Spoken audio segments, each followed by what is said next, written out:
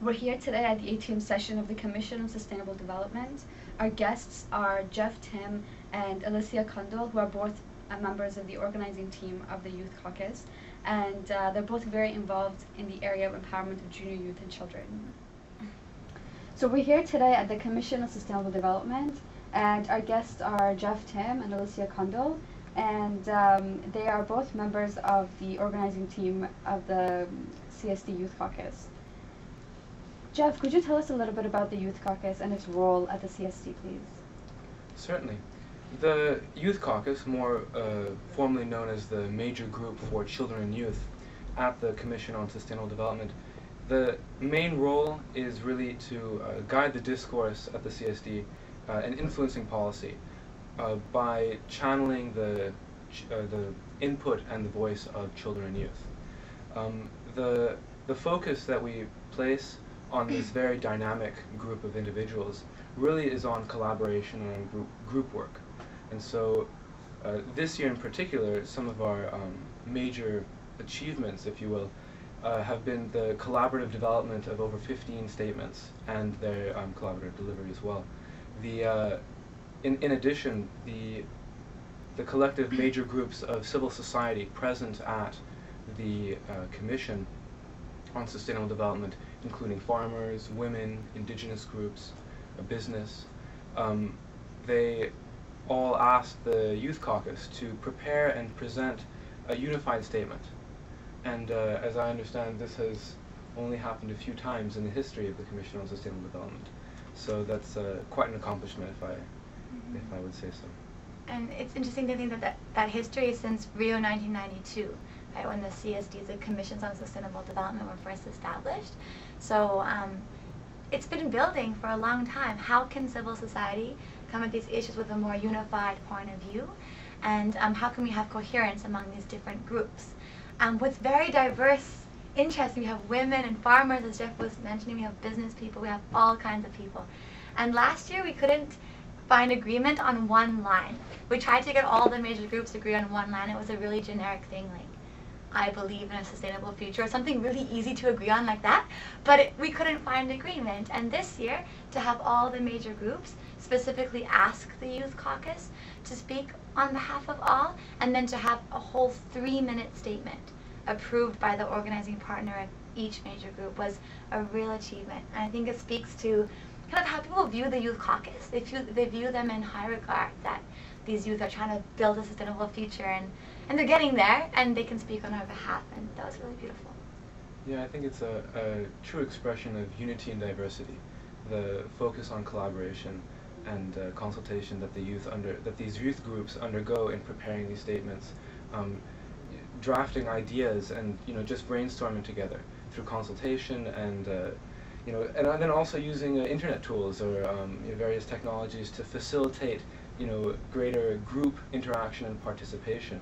And one of the efforts that the Youth Caucus is engaging in is really increasing the representation of children and youth from across the world. And you actually have a wonderful experience with that this time. Is that true? Sure. Well, we're meant to be the Children and Youth Caucus, but pretty much everyone's over 18. There's a few, and their insights are really valuable, who come to the Commission from 16 to 18 age range, but there are absolutely no children. And in addition to the lack of kind of age representation, we're working more on regional representation, that there's very few youth from Latin America, from Africa, compared to Europe or North America. And so we were thinking about that as a group, and how could we engage people? Does it really mean flying everybody over and emitting tons of carbon dioxide, or what are some other ways that we could use? And so one idea that I had was to engage with some 12-year-olds who live in an inner city neighborhood in Toronto. And they're from everywhere, from Bangladesh, Pakistan, India, Guyana, everywhere. And they had some really neat points of view to offer. So basically what happened is we had a couple of youth from the Youth Caucus on a Skype video call with about 8 to 10 youth, children aged like 12 to 14, about this age, on the other side in Toronto. And there was about a 15 to 20 minute, 2 different interviews. And they gave some good questions and good suggestions. One thing I found really insightful was one of the 12-year-olds said, you know, I think that people need to understand what it's like to be poor. And he said, let me take Bill Gates and a homeless person, for example. Bill Gates has to be able to put himself in the position of a homeless person, and vice versa. And so we discussed a little bit further, and I said, but how are you going to help someone that way? How can you help a rich government delegate put themselves in the shoes of someone who's poor? And this 12-year-old was like, you pick up the foot, you put it in the shoe, and he kept repeating this. That's just what has to happen. And the discussion continued, and just the purity and the sincerity of that remark, and how truthful and accurate it is, because really at the CSD we represent a very small minority of the world's population, those who can afford to come to the Commission and those who most often have a voice at international forums like this. So it was really neat for me to see the connection between the local and the global, and bringing in some voices who are not usually heard and who deserve to be heard, especially because they're such important protagonists of change in the world and in their communities.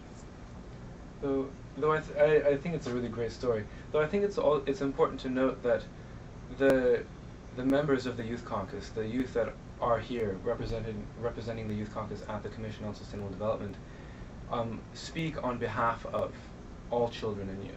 And so, at least we strive to. We strive to keep in mind the dreams, the hopes, the visions of the next generations and all the generations to come.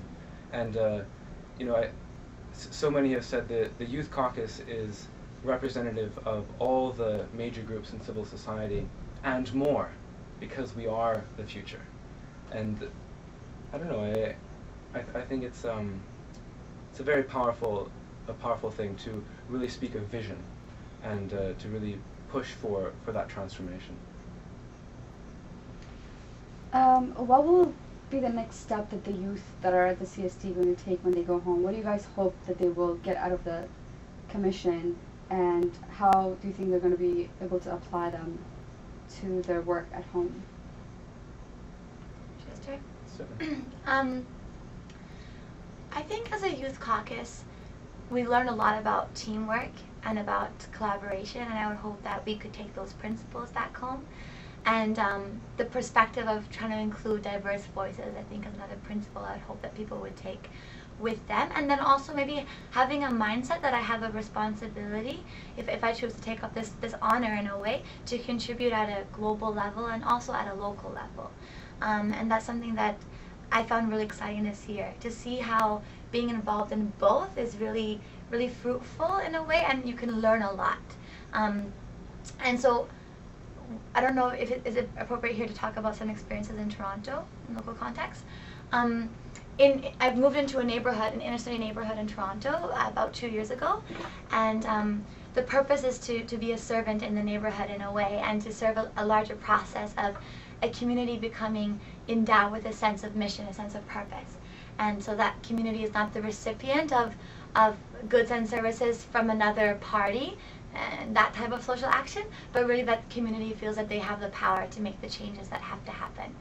And this happens with all ages. So it starts with children age 5 and all the way through to youth and through to adults. And in terms of the work with children and youth, a lot of the focus is how do you help young people develop their spiritual qualities, and how do we have a process where people are developing both intellectual and spiritual excellence. And then I think at the more youth and adult level, it's how do we then raise capacity that everyone can be involved in this work. So youth will then start their own programs for children or their own initiatives. And so I think a big part of this work in the community, at the heart of it perhaps, is this idea that every individual, whether they're at the Youth Caucus in the UN, whether they're a 12-year-old in an inner city neighborhood in Toronto, we have a right and a responsibility to be part of a process of community transformation and carrying forward an ever-advancing civilization.